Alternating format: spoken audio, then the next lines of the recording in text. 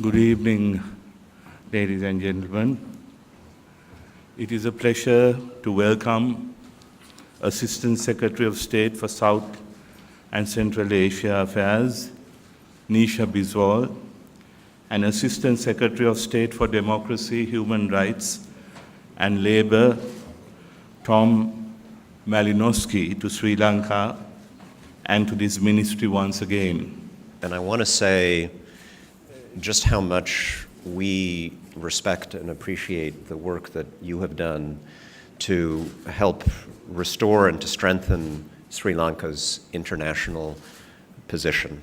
Sri Lanka's diplomatic success in the last year and a half has happened in good measure because of your integrity and because of the weight that your word carries in the international community.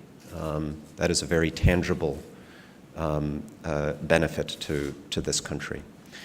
Now, in the last few months, and in particular, I think in the last several weeks, we have seen Sri Lanka take very concrete steps forward in its reform, democratization, and reconciliation agenda.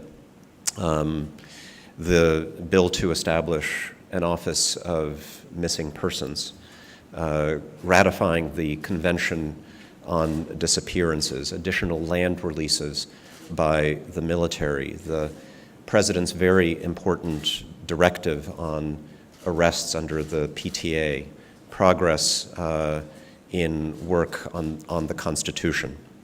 Now, a lot of this work was foreshadowed in last year's Human Rights Council resolution.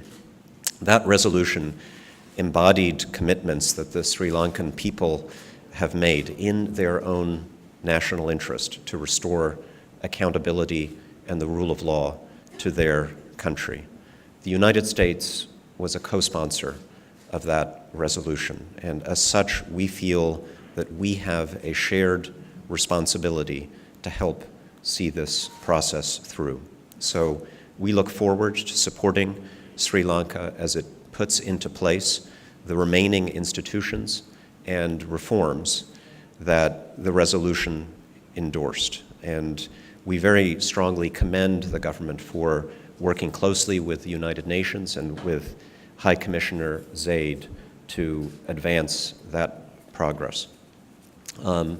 I also want to very strongly second my colleague, Assistant Secretary Biswal's comments on economic development and on the opportunity and responsibility that we have as a partner of Sri Lanka to help the people of this country achieve the peace dividend that they so deserve. And I want to stress that in our minds, these two objectives, economic development and reconciliation, go hand in hand. Without a peace dividend, it will be harder to pursue reconciliation.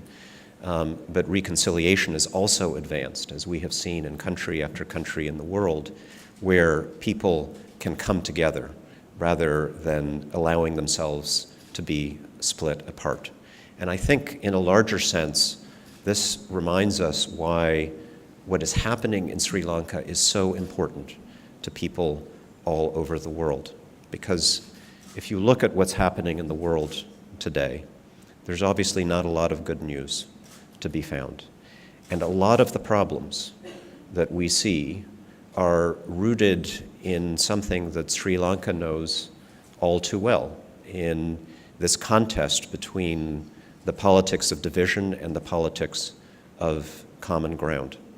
We've seen, unfortunately, in many places around the world that it is easier to win in politics by making simple appeals to racial or religious or national pride than by doing the hard work of governing. Easier sometimes to blame others for our problems than to take responsibility ourselves.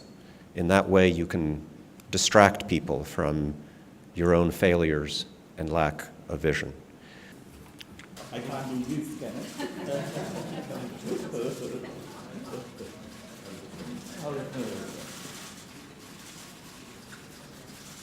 I? Thank you.